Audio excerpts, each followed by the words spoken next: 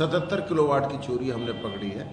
सबकी हमने विद्युत अधिनियम की 2003 की धारा में उनकी FIR दर्ज करा दी गई और 1 करोड़ 12 लाख का जुर्माना भी डाल दिया गया है। 1 करोड़ 28 लाख की RC जिलाधिकारी महोदय को प्रेषित की हैं, वो उनको वसूलने हेतु, जिसमें वो चोरी के प्रकरण थे, उनको भी वसूलने हेतु जिलाधिकारी महोदय के प्रस्तुत करने के उपरांत उस पर भी कार्रवाई हुई। अगर वो पैसा जमाएंगे तो कुर्की की जाएगी। 30 तारीख को मेरे को एक ज्ञात व्यक्ति के द्वारा सूचना मिली कि रजा खान यहाँ पर वान खाना में एक चोरी कर रहे हैं। तो हमने, क्योंकि आज की डेट में थोड़ा सा माहौल को सेंसिटिव की दृष्टिगत रखते हुए मैंने अपने अधीक्षण अभियंता, शासी अभियंता को वहाँ पर रेड डालने से पूर्व मैंने SSP महोदय से और जिलाधिकारी महोदय से सुरक्षा बल मुहैया कराने को अनुरोध किया था। उनके द्वारा भारी बल, हमें पुलिस बल उपलब्ध कराया और हमने रेड डाली। वहाँ पर रेड में हमने करीब 7 व्यक्तियों को पकड़ा है। 93 ई-रिक्शा चल रहे थे, चोरी से पूरा चार्जिंग स्टेशन चल रहा था। 77 किलोवाट की चोरी हमने पकड़ी है। सबकी हमने विद्युत अधिनियम की 2003 की धारा में उनकी FIR दर्ज करा दी गई और 1 करोड़ 12 लाख का जुर्माना भी डाल दिया गया है कि जो चोरी करेगा उस पर कार्रवाई, कठिन कार्रवाई होगी और किसी को बख्शा नहीं जाएगा।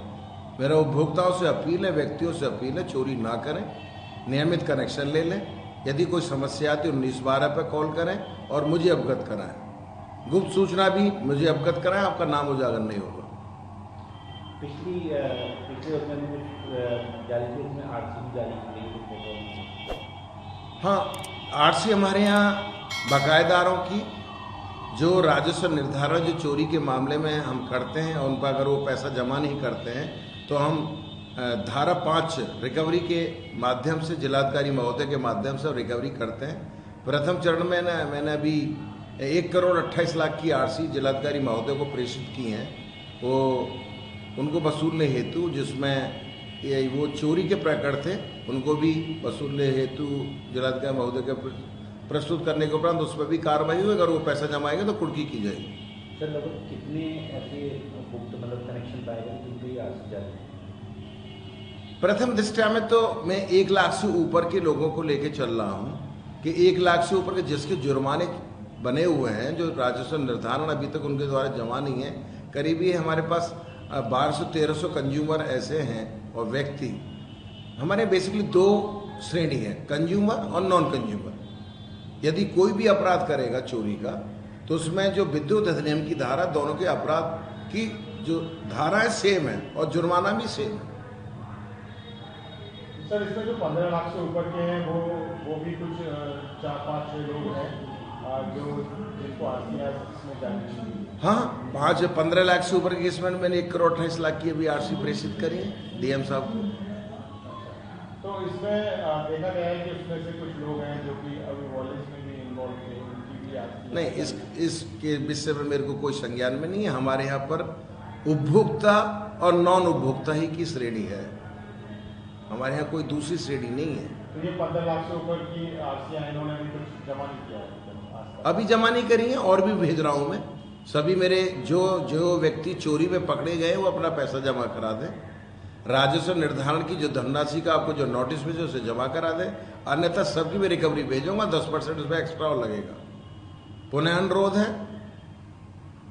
खुद ही जमा कर दें, नहीं तो रिकवरी के माध्यम से पैसा जमा कराएंगे। अगर नहीं करेंगे तो उसमें जो विधिक कार्रवाई होगी। सर, स्पेसिफिक एरियाज में कुछ ज़्यादा लाइन लॉस है, कुछ बरेली में कुछ नहीं, हमारे यहाँ पर कुछ स्पेसिफिक एरियाज हैं जिनको हमने सक्सेस स्टोरीज भी हमने अभी सेलेक्ट की हैं। जैसे हमने कुतुब खाना सेलेक्ट किया है, इससे पहले हमने किला को सेलेक्ट किया था। किला में अब लाइन लॉस हमारा कम हो गया है। वर्तमान में मैं शहर के अंदर का कुतुब खाना है, नवाबगंज के 2 टाउन है, करमचाई नगर, इज्जत नगर के दो वो उपकेंद्र है, आंवला उपकेंद्र है और बहेड़ी उपकेंद्र है। उसके सभी समस्त फीडरों को हमने सक्सेस स्टोरी के लिए चयनित किया गया है। उसमें जो वाणिज्यिक पैरामीटर है, जो टेक्निकल पैरामीटर्स हैं, उनको बेस मान करके अब आगेतर कार्रवाई की जाएगी। उनमें सुधार हेतु उपभोक्ता की विद्युत आपूर्ति अच्छी बेहतर देंगे और उसके ऊपर अगर जो बकाया है वो भी जमा करें और वाणिज्यिक पैरामीटर के सघन चेकिंग अभियान चलाया जाएगा। तो पुलिस से भी सर सिक्योरिटी लेके ये चेकिंग अभियान चलाए जा रहे हैं ऐसे एरियाज में जहाँ नहीं, हमारे पास विजिलेंस भी है, हमारा हाइडल विजिलेंस है। अगर हमें ज़्यादा सेंसिटिव होता है तो हम एसएसपी महोदय से हम अनुरोध करते हैं, उनके द्वारा हमें पुलिस बल मिल जाता है। लेकिन फिर भी हम जब कहीं अगर सेंसिटिव क्षेत्र होता है तो उस क्षेत्र के सीओ को और चौकी इंचार्ज को हम अवश्य अवगत करा देते हैं, जिससे कि कोई शांति भंग ना हो, लॉ एंड ऑर्डर की सिचुएशन कोई क्रिएट ना हो।